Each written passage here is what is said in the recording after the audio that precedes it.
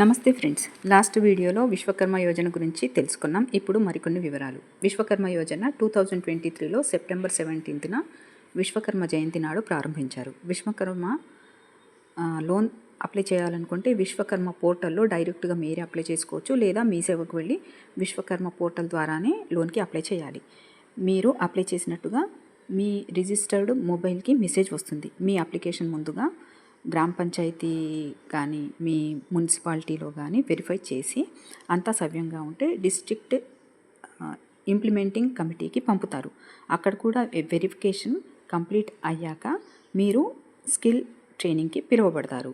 అలా కాకుండా under ULB అని చూపిస్తే మాత్రం మీ అప్లికేషన్ వెరిఫికేషన్ పెండింగ్ అని అర్థం. ట్రైనింగ్ అయ్యాక Vishwakarma ID card and digital skill certificate అందజేస్తారు. ఇవి మీకు లోన్ అప్లై చేయడానికి చాలా అవసరం. నెక్స్ట్ స్టెప్లో మీరే బ్యాంక్ వారిని డైరెక్ట్గా సంప్రదించవచ్చు, లేదా పోర్టల్లో లాగిన్ అయి అప్లై ఫర్ లోన్ సెలెక్ట్ చేసి మీకు ఇష్టమైన బ్యాంక్ని ఎంచుకోవచ్చు. SBI, Canara bank, union bank లాంటివి విశ్వకర్మ లోన్స్ని ఇస్తున్నాయి.